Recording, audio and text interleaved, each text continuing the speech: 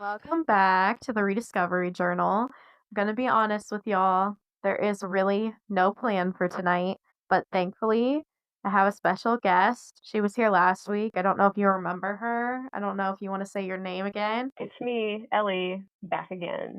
Yeah, she didn't get enough last time, so she graced us with her presence yet again 2 weeks in a row.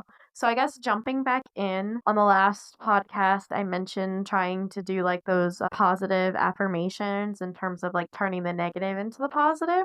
I'm gonna be honest, and I haven't spent that much time with people in the last week, so I haven't had a lot of opportunities to even try and test that out per se.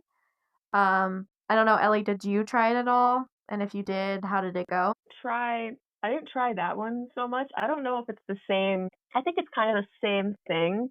Usually what I try to do is when I have like a negative thought or if I worry that someone's judging me, I just kind of am like, well, I don't care. And that kind of helps me, but it's not so much of a reframing as it's just like whatever. Oh, okay. That's a good state of mind to have. Also, exciting news. I don't know if y'all noticed by the podcast logo, but I have an artist friend who actually was kind enough to make me a podcast show logo based on some kind of like concepts I sent to her, and I'm super excited with how it turned out. So originally in the first two episodes, I think the picture is like a house that I like an art piece I made for an art trade. Because I thought like, oh, I don't really have anything, and it's cute because like your soul can be like your home or your house. But I think this is more representative of the overall journey. And in a few weeks, she's actually going to grace us with her presence by coming on. So I'm super excited about that because she is a really cool friend and artist, and she has all these amazing skills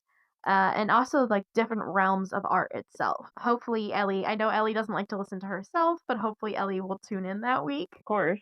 One weird thing that I did this week that I don't think I mentioned on the last podcast. So I heard of this thing where basically you just stare at a wall and like just the wall for an hour, and like part of it is to like basically show you that like it's okay to be bored. But I guess a lot of people have kind of like cathartic, is that the right word, moments where they really like see themselves. I mean, some people burst into tears crying, apparently other people just really realize who they are. For me, it was very interesting. For people who know me, I have music always in my head. So for most of it, I just had like a few songs that just kept replaying in my mind over and over and over again. But it also kind of showed me that like I'm okay being alone a little bit, which I normally don't like being. So, follow up to that for you, Ellie, do you like spending time by yourself? I really like spending time with myself or by myself. I think it's interesting that you mentioned the hypnotic effect of kind of staring at the wall. So I sometimes like to do this thing called floating, which I think I've mentioned it to you before, Sophia. It's like a sensory deprivation tank, and you get in it, and it's got very salty water, so it takes no effort to float. And then you just kind of lay back and you float, and you can turn off the lights in your little pod, you can close the lid. And so it's total just like darkness and silence for an hour. And also because you're floating, there's not really any sensory input on your body. And I really like that because it feels almost kind of like this hypnosis effect that you mentioned. And I always find it really peaceful and meditative when I do that.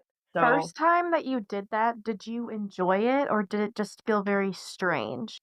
I think the first time I did it, I really enjoyed it. The first time I did it was when I was a teenager because one of my friends was working at one of those places, and she was able to, let me use the facility, which I really appreciated. And she kind of told me about it and got me introduced, and that was really cool. And I think I liked it so much because I feel kind of overwhelmed sometimes by how much information is constantly thrown at us in such like a social media and technology driven era. And so suddenly just having none of that was really relaxing. Yeah, no, that does sound really cool. I know for me, so when I tried to do this 1 hour exercise thing, it like had its moments of being good and it's moments of not. I mean, I have a dog, and so he tried to get into some shenanigans while I was in the middle of staring at the wall. So there was kind of a few breaks in between. Yeah, I was wondering if Blue interrupted you at all during that, or how you managed to keep him occupied.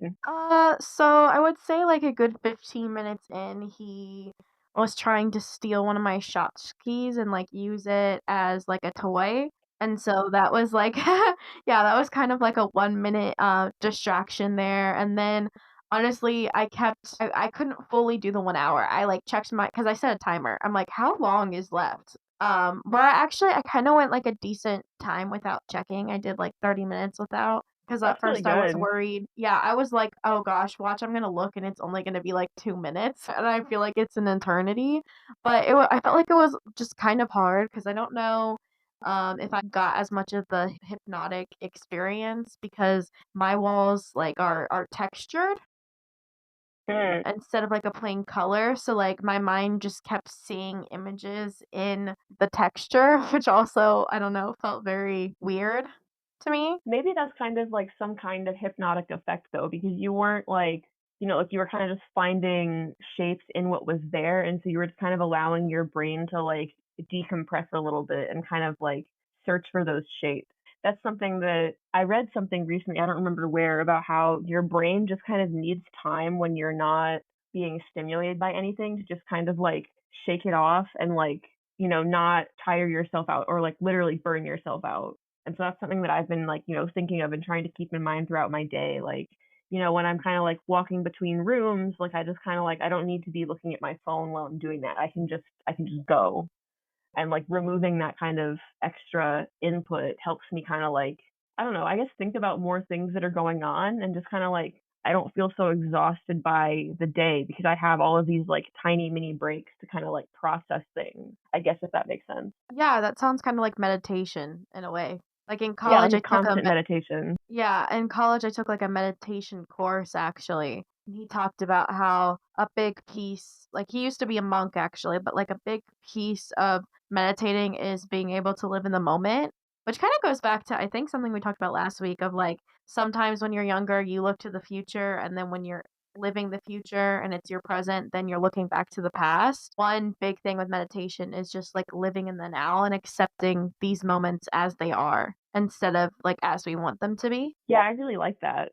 I think it's really true too. Like a lot of like, I don't know, we spend so much time like looking to get to the next thing or like, not seeing like the in between as, significant. And I think Mhm. that's what's really cool about your podcast, just to kind of plug real quick, is like you're kind of talking about, the journey is also really important. And so here's where I'm going to journal all of my, rediscovery practices and all the things I'm doing because there's also significance in the process, not just like the outcome of discovering yourself. Yeah, but oh my gosh, the journey is so hard. Like right now, sometimes it's hard to like even like I've been going through ebbs and flows of emotions where it is just kind of all over the place. But it's kind of funny. I was talking to a friend about it and she was like, "Yeah, well, if everything was good all of the time though, like you'd be so bored."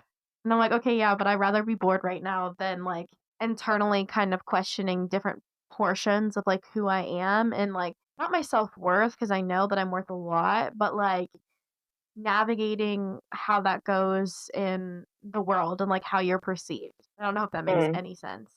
But it was also Yeah. interesting too, because so I'm not religious, like, at all. But my one friend invited me to go to church with her, which I was honestly very nervous about. I haven't been to church in who knows how many years. But, considering I'm trying to open myself up to a lot of different things right now, I thought, "Oh, I'll give it a try." It was very different from any church I've experienced before, but it was also, like, kind of nice to see people who are, like, all in the same community and mindset and are so strong in their faith. But, when we were out, I had told her, sometimes it's really hard when people say like, when you're going through something and people are like, "It's gonna be okay, everything's gonna work out." Because right now, it doesn't necessarily feel like that, but she's someone who kind of had this kind of path of discovery a few years ago where she, I guess was, like, in a rut of trying to figure out what was next, and so she's living quote unquote in the future where she's past that point. So she's, able to see the other side, but like I'm in it right now. Yeah. So it's very different experiences, but like the same at the same time. Yeah, like you can't really see what's coming when you're still kind of in the process of getting there. It's kind of like when you're like cleaning, like you're cleaning your like room or like a closet and you kind of have to pull everything out to like put it back. And so it Mm. ends up looking a lot more chaotic and like messy than like it ends up being, but you can't actually see the final result until you've like dealt with all of that mess. Well, I I also forgot you just were doing that though. Did you go yesterday? yes, yeah. It was also I guess funny timing to go on Easter because I guess that's like the main one of the main days people actually go. Yeah, yeah. But it was so different. Like the last I've had positive and negative experiences when it comes to religion, but I truly love people who are in touch with their faith. Like being surrounded by someone who's so like they just know people who have faith, I feel like just seem to know themselves more. Mm. And so it kind of has like a calming effect to be around. But I don't know, it was very interesting to see all the different people and even how they all go to the same place, but they feel it differently. Just like if you look around at how people are their movements and their facial expressions and stuff like that. But another like interesting thing, I guess going back to like the whole everything's gonna be okay. I was telling my mom how like, sometimes it's get frustrating when people say that, and my mom was like, "Well, what do you want them to say? Oh, I'm sorry your life's falling apart?" It's better for people to be like, "Everything's gonna work out," than to be like, "Oh, yeah, sucks for you." Like, she's like, "I don't think you would appreciate it very much if people said that." Not that my life's a complete mess right now, but as I mentioned last week, I'm in that pivoting journey, and making that pivot is so hard. Right. I think it's one of those things that's like easier for you to say to yourself or like someone who's close to you to be like, well, like maybe it doesn't work out, but that's going to be okay because you'll figure out something new. And like whatever you figure out is going to be like a new experience. And that's really cool, because like life is a collection of experiences. And so like there's always something. Yeah. And I also I remember my mom telling me one time when a few years ago I was complaining about like, "Oh gosh, why are there so many like highs and lows? Like can't it just be like straight?" And she was like, "Well, I mean, when you're dead, you flatline, and Whoa. when you're alive, it's a roller coaster." Like she goes, "It can be straight, but then you wouldn't be alive anymore. So, isn't it better to experience those highs and lows? And also gives you something to appreciate. But when you're in those times of lows, like you can just feel over it." Well, there's this poetry snippet that I really like, and I can't remember who it's by at the moment, but it goes a little bit something like never wanting to feel sad is kind of like never wanting to feel hungry or tired. Like those things are all just part of living, and like they tell you something important. Like I recently decided to resign, right? We've talked about that. And it's because like I kind of realized like all of these like sad feelings I had about like work were trying to tell me like this isn't like the right environment for me and that it was time for me to like move on. And so like all of those feelings have like a purpose and never wanting to feel something negative is kind of like cutting yourself off from this whole range of human experience that like enriches your life and leads you to new things. Wow, that's so deep. Like, I didn't really think about it like that. I think it's just hard, like, when you're in the thick of things to see a positive side of that darkness. Like, it's so much easier to look back and be like, oh, that was rough. Now things are great than the moments when you're in it to feel like, okay, this is just a moment. Especially, I don't Here's a know. fun Sorry, go ahead. here's a fun like challenge. What's like a positive thing that like you've got going for you right now, like in your pivoting era? Gosh. So, oh, that's a hard one. I think I've been trying to push myself to get more artistic, actually. So, like, finished up other than mailing the art trade stuff that I made for you. And I actually really like the end product, especially one of them. Like, I was so worried to mess it up because if I'm going to make something for somebody, I want it to be good. But I did, but like, I finished the bigger one last week and then I started and finished the smaller one and then I also made some coaster diamond art for my aunt and I have some like DIY like crafty art kit things that I'm going to try and like start at least one of them this week. So I think putting more emphasis in my creative side because I don't know why, but I've always told myself that like I'm not a creative person or like I'm not an artistic person And now I think I'm realizing that I'm just, like, an obscure, like, crafty person. Like, I like to make weird things that's not necessarily the status quo. I mean, you've seen some of the stuff that I make. I don't think that I'm a Picasso per se, but I have, like, my own eye. I definitely like your kind of style. I'm really excited to see the pieces you made for me. I didn't ask to see any previews because I want to be like surprised when I open the packages. I'm really excited. I still need to finish your pieces. I mean, That's no I was rush. No, got you. I was doing some more crochet this week. I'm working on this, like, I'm working on this massive blanket that I've just been working on for like a few years because it's something easy to do when I'm like watching TV. And it's been just nice to like watch it come together. Like I think it's really like boosting for like mental health to like create something and then like Mhm. see it and be able to hold it. Yeah, sometimes I feel like when I'm making it, I'm start to get over it, but then when I finish it and I'm like, I did that.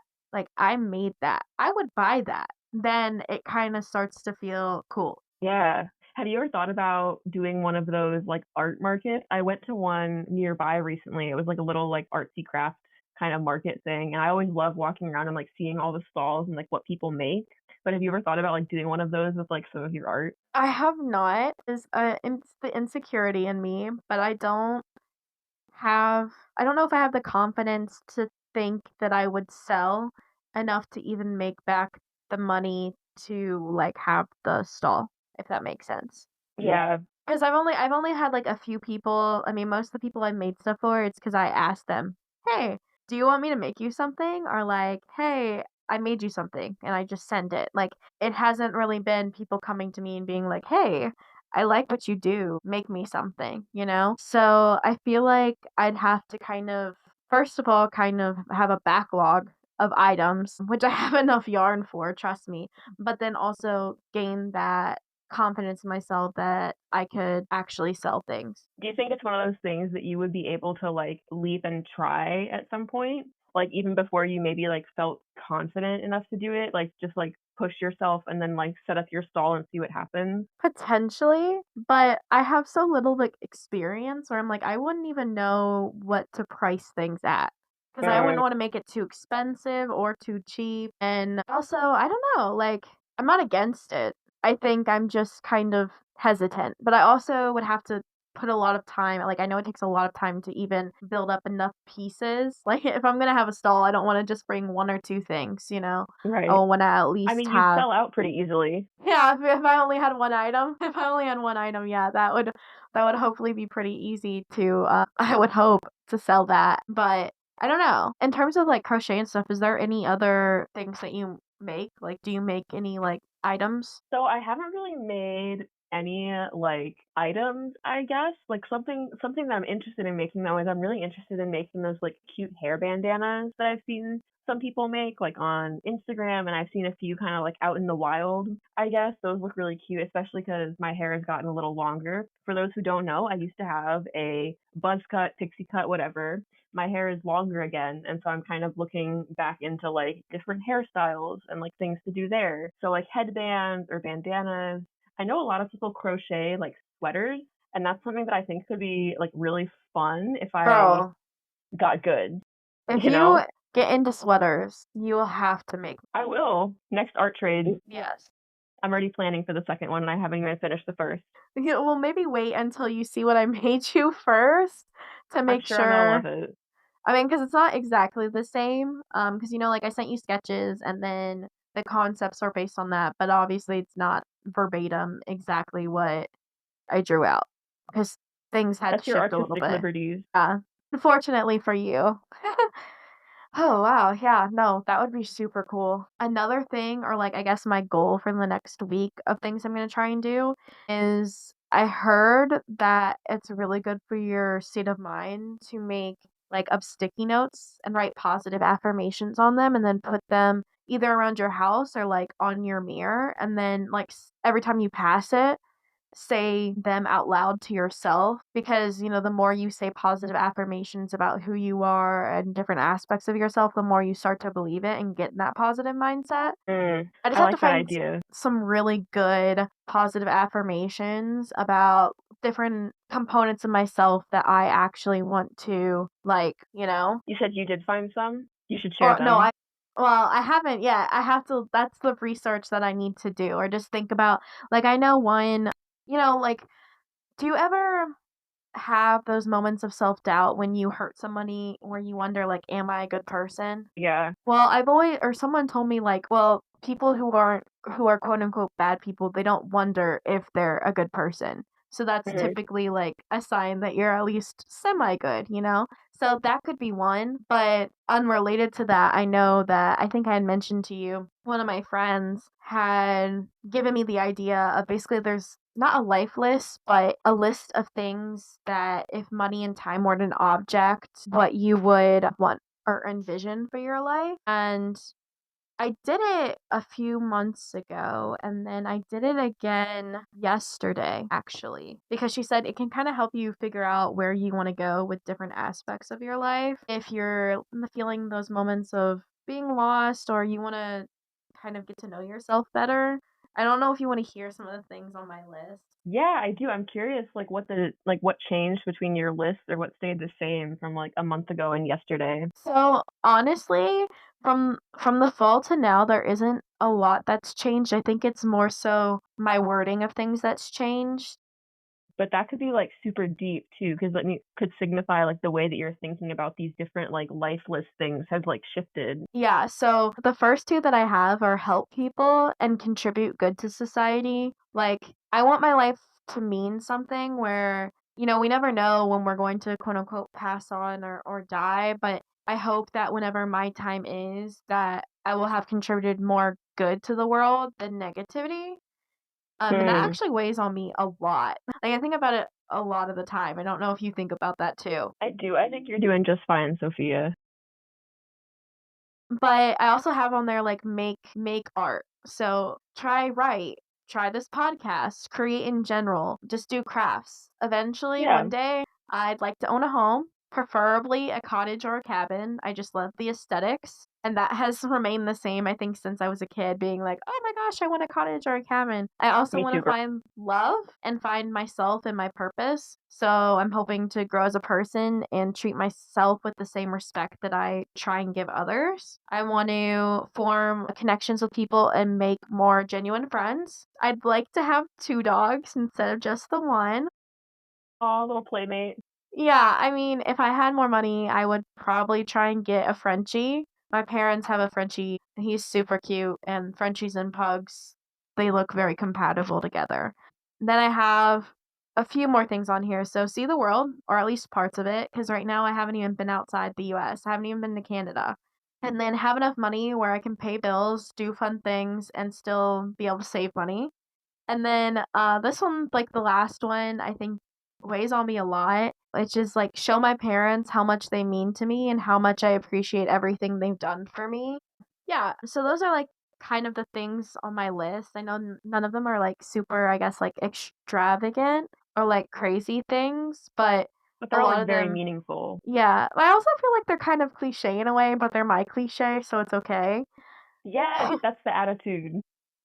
Yeah, because I mean, like, a lot of people probably wanna, like, find love and know who they are, But I think also identifying the things that you want in life is really important for developing yourself. Yeah, I agree with that. I really hear what you're saying about the last one. Like, I really want that's something that I want to is like for my parents to know like how much they mean to me and how much I appreciate like everything that they've done for me. And yeah, it's always something that like it doesn't feel like enough to just say it, right? But Yeah, words are never enough. right. But I mean, also, like, if we think about, like, the times when, like, someone has said something, like, really nice to me, like, okay, wild tangent of a story, but this one time I was in the airport and my flight had gotten canceled and I was just not having a good day. And so I just started breaking down in, like, the women's restroom in the airport. And someone came up to me and she was like, hey, like, are you okay? Like, are you missing something important? And I was like, no, I just like really want to get home. And she was like, it's gonna be like okay, like you're gonna be fine. And I don't know her name, and I never saw her again. But like that small moment, like changed the whole trajectory of like how I was feeling and like my night.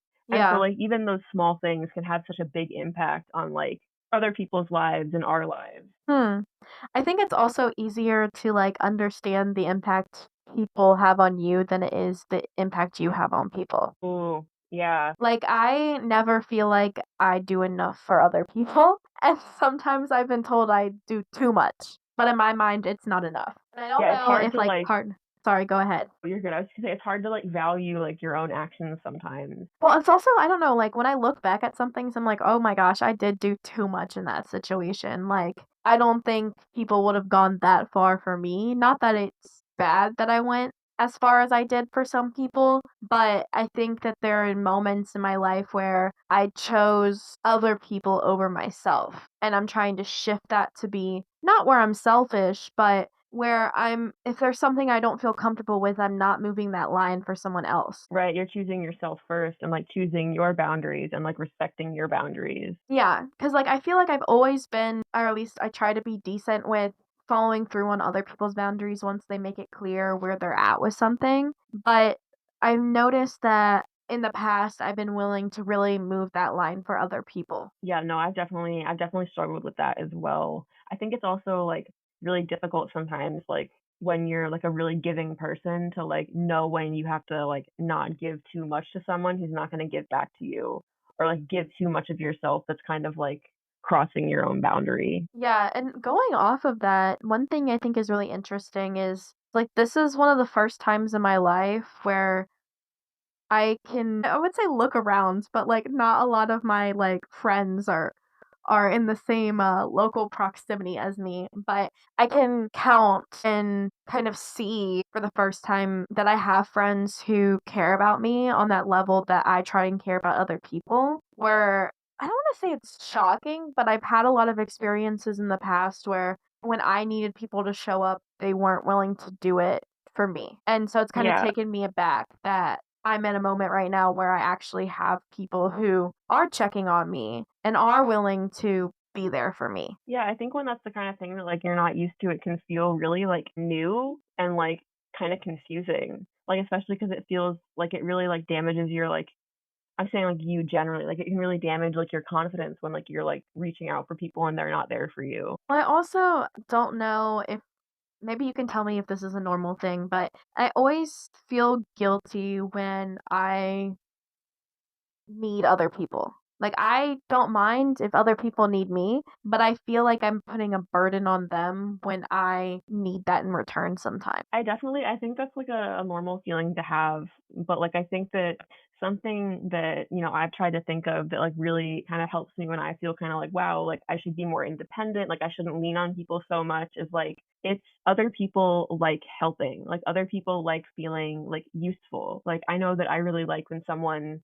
like, texts me and they're like, "Hey, like, are you free? Like, I need some help," because I can be like, "Yes, like, I wanna show up for you and, like, show you my support," because it makes me, like, feel, like, good internally. And so I think that, like, reframing it that way has helped me kind of be more like, let me give my friend Sophia the opportunity to support me here because I know that would make her feel good." It's so funny that you say that because I was talking to my friend Sarah, and she was telling me that she would have been really upset with me had I not kind of reached out to her and let her know what I'm going through and all of that. Because there's been moments in her life where, like, she came to me and I was there for her. So she's like, why would you steal the opportunity from one of your friends to be there for you? And I never Mm. really thought of it that way. I didn't think of it as, like, an opportunity that, like, someone would feel good about. I thought it more of like I don't wanna drain someone's bucket with my hard times. Have you ever felt like it, like, fills your bucket to help others? Because that's something that I know that I really feel, and so you can try and maybe think of it that way, is like, when you're giving someone the opportunity to help you, you're giving them the opportunity to fill their bucket. Like, 'cause it, like, feels satisfying to help people. That's a I hope you didn't just hear my dog. That's a really good way to think about it. I think it's just one thing I struggle with is how will I know the line of, like, where is too much to go in? You know, like, Right. will someone stop me and say, "Hey, dude, I appreciate you, but right now you're being too much." Because in my head, I mean, I don't know if I mentioned this previously, but I've been told a lot that as a person, I am either too much or a lot. And so I think I worry about that. Yeah. I think you did mention that before, and I was like, "I hate that people told you that." I think I said that exact thing. But I think that, like, it's kind of I don't know, I feel like it's on everyone to kinda, like, know what our limits are and, like, be able to say, like, "I can't, like, help you out right now, like, I'm sorry, like, give me an hour," or, like, "I can't help you right now." Because if someone doesn't tell you, then you have no way of knowing, and so it can't really be your fault, right? Well, yeah, and I guess if you are a good friend with someone, you're gonna be honest when you hit that limit. Because there's only so much that, like, energy people can give out, especially considering, like, nobody's life is perfect. Like, we're all going through our own things in different ways, and some people are more expressive about that than others. But I feel like when you're in a good moment, it's a lot easier to be there for someone than when you're struggling as well. Right. Although sometimes, like, when you're struggling, it can feel really good to be able to help someone else. I mean, not all the time and not for everyone, but sometimes, like, I feel like when I'm having, like, a rough go, it makes me feel kinda, like, re-energized and more satisfied to, like, be able to, like, even though, like, things aren't going so well for me, I'm able to, like, provide some support or help for someone else, I and guess that's, like, that's nice. true. And you can cry together. Exactly. Friends should laugh together and cry together. I mean, everybody loves a good cry session, especially I when it's not literally alone. called you when I was crying last week. Girl, I mean, it's so funny. I actually had someone, I think it was a friend, mention to me, they were like, I'm so over the time period of feeling guilty for crying. So now she started to do this thing where she's gonna record herself every time she's crying, and then at the end of the year do like a lapse video of it. That's kind of awesome, a cry compilation. Yeah, and then she can like celebrate, like she can turn that negativity or sadness into a positive thing. Like, look how many times I expressed my emotions because crying is technically like a healthy thing to do. I mean, as long as you're not crying all the time, every day, um, then then it might not necessarily be helpful. Right, but, like, it's not good to, like, repress your emotions and, like, never cry. Like, I remember, I don't know, it was such a big thing when we were in, like, middle school, it'd be like, "I only cried 1 time this year, and that's awesome." And it's like, "No, like, that's not good for you." Like, unless your life is going so well that you don't have things to cry about, which, like, that should be all of our lives, hopefully. But, like, I think that crying is just kind of a natural emotional expression, and people have gotten so hung up about it. Yeah. Do you have a favorite emotion that you like to express, like other than happiness? Okay, so for a long time, I really struggled to express anger.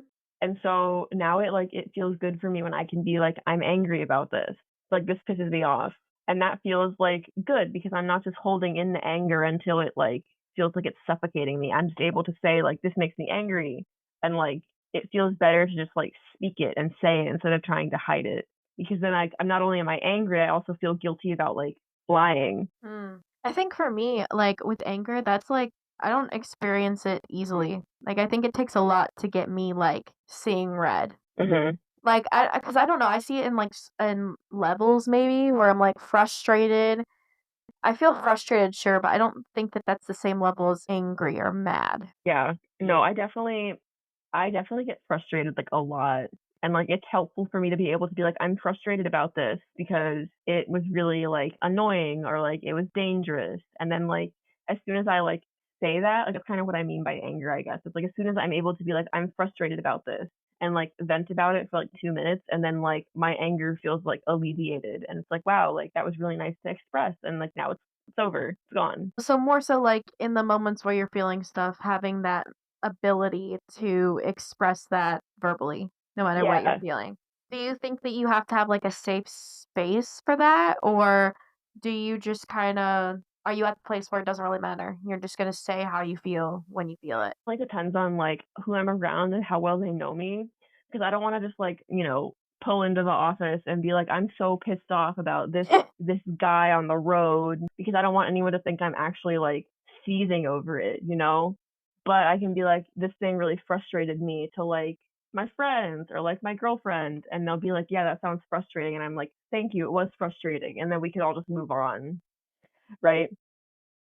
Do you ever feel or notice yourself telling the same story to the same people? Because I feel like I've definitely done that before. I feel like whenever I get frustrated about something that happens when I'm driving, I sound like a broken record, honestly. 'Cause I've had or I've noticed a few times where I'm telling someone a story and then they're like, "Yeah, you've told us this story like 6 times." And I'm like, "Okay, well, obviously I'm invested in it then." Yeah, obviously it like means a lot to you or there's something that you're trying to like get out of telling the story. I have the need to talk about it, obviously. What's like one story that you've been like telling a lot, you think? Do you have like no one?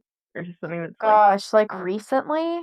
I don't know if I've, like, told a story recently, like, I don't think I've had anything, like, super exciting, I guess, necessarily happen to me as of late, but I just know, like, I don't know, sometimes when you're experiencing something with people, it triggers a memory of, like, a moment you had in your past, growing up, and so I think sometimes I'm like, "Oh, yeah, this reminds me of this time, da da da da," and people are like, "Yeah, Yeah, we've heard we it know." before.